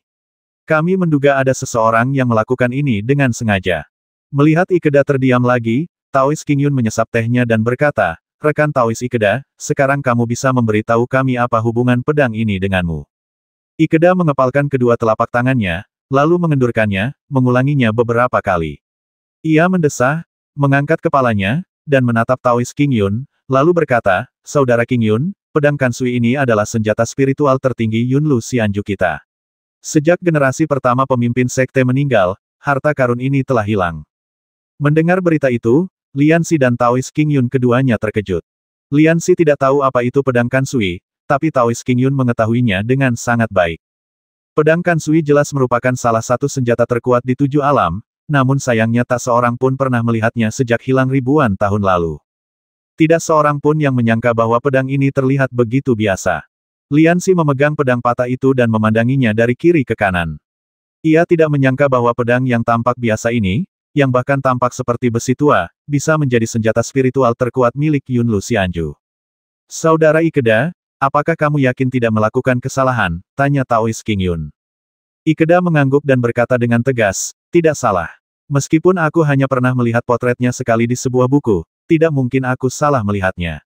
Fitur paling penting dari pedang Kansui adalah sangat dingin saat disentuh. Jika orang biasa memegangnya, tangan mereka akan membeku menjadi es, dan semua otot dan meridian akan mati dan berubah menjadi daging busuk, kecuali. Pada titik ini Ikeda berhenti sejenak dan mengganti pokok bahasan awalnya. Aku berpikir bahwa aku tidak akan pernah melihat senjata suci ini lagi dalam kehidupan ini, tetapi ternyata tidak, hahaha. Jadi, apa yang ingin kamu lakukan sekarang? Lian Si melihat bahwa dia tampak tidak senang dan bertanya dengan hati-hati, aku orang yang terkenal pelit. Jika kamu ingin mencabut bulu dari orang yang pelit, itu tidak mungkin. Pedang Kansui awalnya milik Yunlu Xianju milikku. Wajar saja jika aku mengambilnya kembali. Apa salahnya? Ikeda menatap Lian Si dengan mata membara. Sial, apakah orang tua ini merasa terlalu baik pada dirinya sendiri? Lian Si sangat tidak senang ketika dia melihat bahwa dia bertekad untuk menang. Aku sudah memilikinya, mengapa aku harus memberikannya padamu? Liansi mengerutkan bibirnya. Lagi pula, jika kamu mengatakan itu milikmu, maka itu milikmu. Kata-kata saja tidak cukup kecuali kamu menunjukkan bukti. Liansi memutar matanya dan berpikir, benda ini ditinggalkan oleh leluhurmu saat kau mendirikan sektemu. Hanya sedikit orang yang pernah melihatnya. Kurasa kau tidak bisa memberikan bukti apapun. Setelah mendengar apa yang dikatakan Liansi, Ikeda ragu-ragu sejenak, lalu mengerutkan kening. Taois Qingyun juga berbicara dengan bijaksana untuk Liansi. Taois Citian, apakah Anda punya bukti bahwa ini adalah pedang Kansui? Setelah berpikir sejenak, Ikeda mengangkat kepalanya, wajahnya penuh percaya diri karena ini adalah senjata abadi Yunlu Xianju milikku. Selama kita menyuntikkan semangat juang Qinggang kita, itu akan berubah. Fitur ini digunakan untuk memverifikasi apakah itu dari sekte kita. Melihat ekspresi Ikeda, jantung Liansi berdebar kencang. Ternyata aku bisa menggunakan pedang itu sebelumnya karena aku menggunakan semangat juang Qinggang seperti Huangqi. Lalu pedang patah ini. Melihat pedang patah yang telah dimurnikan dan diekstraksi dengan seluruh tenaga rubah kecil itu, Liansi menggertakkan giginya dan berkata, apapun yang kau katakan nanti, aku tidak akan pernah memberikannya kepadamu. Liansi, apakah kamu berani membiarkanku mencoba? Ikeda berdiri di depan Liansi dan merentangkan tangannya. Liansi melirik Taois Qingyun dan dengan enggan menyerahkan pedang patah itu kepada Ikeda. Lihat baik-baik, ini adalah pedang Kansui milik Yunlu Xianju kita. Dengan ini, kita akan mencapai puncak lagi. Sambil memegang pedang legendaris ini, Ikeda tidak dapat menahan diri untuk tidak gemetar karena kegembiraan, dan dia tidak dapat melepaskan pedang itu. Apakah kamu ingin mencobanya? Cepatlah. Liansi mendesaknya dengan kesal.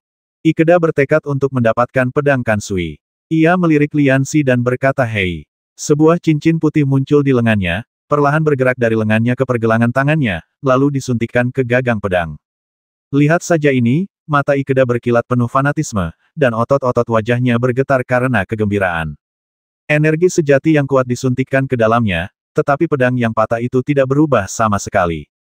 Apa yang terjadi? Melihat Liansi menatapnya dengan tatapan sinis, Ikeda panik dan buru-buru menggunakan energi sejatinya untuk menyuntikkannya beberapa kali lagi. Hasilnya sama saja, pedang yang patah tidak berubah sedikit pun.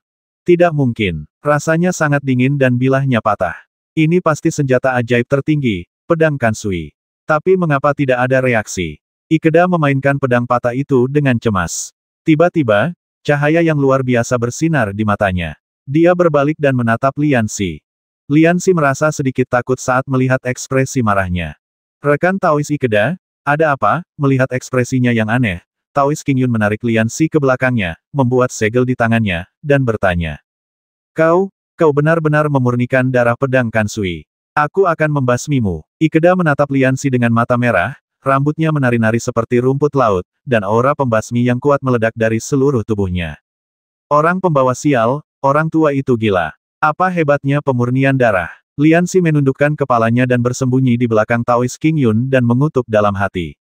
Yang tidak diketahui Liansi adalah bahwa pemurnian darah adalah semacam kontrak antara seorang kultivator dan senjata ajaibnya sendiri, menggunakan darah dan jiwa sebagai medianya.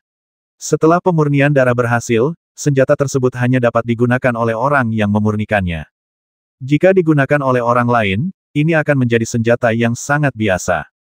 Senjata ajaib paling berharga milik Yunlu Xianju yang hilang dan ditemukan kembali kini berada di tangannya dan hanya bisa digunakan untuk mengupas apel. Bagaimana mungkin Ikeda tidak marah? Ah! Ikeda meraung dan mencengkeram Liansi dengan kelima jarinya. Ujung-ujung jarinya merah, dan udara yang dilaluinya menghasilkan gelombang panas yang menyengat. Pendeta Tao Qingyun sudah siap. Cahaya keemasan samar melintas di telapak tangannya dan menamparkan ke arah Ikeda. Ledakan. Ketika telapak tangan mereka bersendewa, udara seakan terkoyak. Energi yang kuat membuat rumah kayu itu berguncang, dan meja, kursi, dan bangku di dalam rumah itu berserakan di mana-mana. Liansi meringkuk di belakang Taois Qingyun dan tidak bisa membuka matanya. Setelah waktu yang lama, energi yang kuat itu berangsur-angsur melemah dan kedamaian kembali ke rumah kayu itu. Rambut Ikeda terurai, ia memegang lututnya dan terengah-engah. Keringat membasahi wajahnya dan jatuh ke tanah di sepanjang dagunya yang kurus. Wajah Taois Qingyun menjadi pucat dan dadanya naik turun, jelas dia tidak mendapatkan manfaat apapun. Orang tua, apakah kamu baik-baik saja? Liansi bertanya dengan tergesa-gesa ketika dia melihat pendeta Qingyun tampak tidak senang. Jika hantu tua itu berani menyakitimu, aku akan memotong lidahnya sekarang juga. Tuan Liang adalah yang terbaik dalam menghajar guk-guk yang hampir tenggelam. Dia menyingsingkan lengan bajunya dan hendak menamparkan Ikeda, tetapi dihentikan oleh pendeta King Yun. Liansi, silakan mundur. Aku baik-baik saja. Rekan Taois Ikeda, kamu dirasuki setan.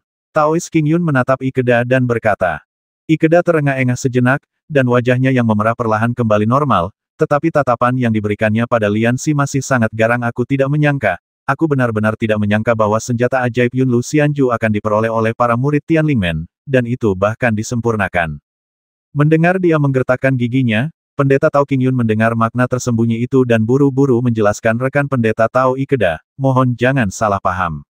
Saya berani menjamin dengan reputasi Sekte Tianling dan hidup saya sendiri bahwa insiden pemurnian darah itu adalah suatu kebetulan dan tidak ada seorang pun yang melakukannya dengan sengaja. Ikeda menemukan kursi dan duduk lagi, menatap tajam ke arah Liansi. Pedang Kansui adalah senjata dengan status tertinggi di Yunlu Xianju, dan prestisenya hampir setara denganku, kepala sekolah. Saudara King Yun, ini sangat sulit bagiku untuk melakukannya. Liansi tidak pernah takut pada siapapun sebelumnya, dan sekarang dia melotot ke arah Ikeda, dan matanya bahkan lebih ganas daripada mata Ikeda. Pada akhirnya, Ikeda lah yang tidak dapat bertahan lebih lama lagi dan memalingkan kepalanya ke samping. Kalau begitu, rekan Daois Ikeda, apakah Anda punya ide yang bagus dan mantap? Sekarang pedang Kansui telah dimurnikan dengan darah, tidak akan ada gunanya jika Anda mengambilnya. Hal yang benar untuk dilakukan adalah memikirkan solusi yang memiliki yang terbaik dari kedua dunia. Kata Taois King Yun. Ikeda mengepalkan tangannya dan berkata, ini satu-satunya cara sekarang. Lupakan saja, Yunlu Xianjuku seharusnya terhindar dari bencana ini. Aku punya cara untuk mencegah kemunculan kembali pedang Kansui agar tidak berdampak besar. Guru Tao Zongyuan yang mendirikan sekte kami menulis dalam bukunya bahwa jika pedang Kansui ingin memperoleh kekuatan maksimum, maka harus ditempa dengan napas naga dari klan naga Laut Cina Timur agar menjadi paling tajam. Jika Liansi dapat membawa pedang Kansui agar klan naga dapat menempanya, saya rasa suara-suara penentang akan berkurang dan dampaknya tidak akan terlalu buruk. Ikeda terdiam sejenak sebelum melanjutkan, ini adalah satu-satunya cara untuk meyakinkan semua orang. Jika kalian tidak dapat melakukannya, kami di Yunlu Xianju akan melapor kepada Raja Zhendong. Bahkan jika kita semua mati dalam pertempuran, kita harus berjuang sampai mati. Ikeda mengucapkan kalimat terakhir dengan tegas, tidak meninggalkan ruang untuk ambiguitas. Status Yunlu Xianju di negara Chu adalah yang kedua setelah Tianlingmen, dan merupakan sumber utama jenderal bagi tentara. Jika terjadi pertikaian antara sekte terbesar dan sekte terbesar kedua, kedua sekte tersebut pasti akan menderita kerugian besar. Jika seseorang memanfaatkan kesempatan untuk memulai pemberontakan dan pecah perang antar negara, seluruh benua pasti akan dilanda badai berdarah, yang tidak diinginkan oleh siapapun. Namun Ikeda bersikeras dan menolak menyerah. Pendeta Tao King Yun menatap Liansi, dengan sedikit ekspresi tak berdaya di matanya. Melihat keadaan sudah seperti ini, Liansi meludah dengan marah, menatap Ikeda dan berkata, apa yang kau banggakan, orang tua silakan saja. Jika kau takut, akulah kakekmu. Ikeda tertegun sejenak sebelum menyadari bahwa Liansi secara tidak langsung mengutuknya. Ia menjadi marah, tetapi untungnya Taois King Yun menghentikannya tepat waktu. Liansi, apakah kau tahu apa arti nafas naga bagi klan naga Laut Cina Timur? Melihat Liansi setuju, Taois King Yun menghela napas dan berkata, kemampuan bawaan klan naga Laut Cina Timur adalah nafas naga. Begitu nafas naga keluar, bahkan jika kau telah menembus alam pembentukan janin dan menjadi makhluk abadi yang mengembara, jiwamu akan terhempas. Kota-kota biasa, seperti kota asalmu, kota Yangdu, dengan populasi 1 juta jiwa dapat dihancurkan hanya dengan satu nafas naga. Sangat kuat. Liansi melompat kaget. Lalu jika mereka masing-masing mengambil satu, tidak bisakah mereka menguasai 7 alam? Pada titik ini, Ikeda menunjukkan ekspresi puas di wajahnya. Pendeta Tao King Yun melirik Citian dan terus menjelaskan kepada Liansi, kamu tidak perlu khawatir tentang ini.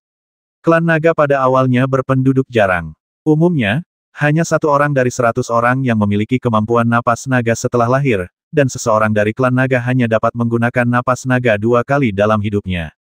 Liansi telah mendengar makna tersembunyi di balik kata-kata Taois King Yun.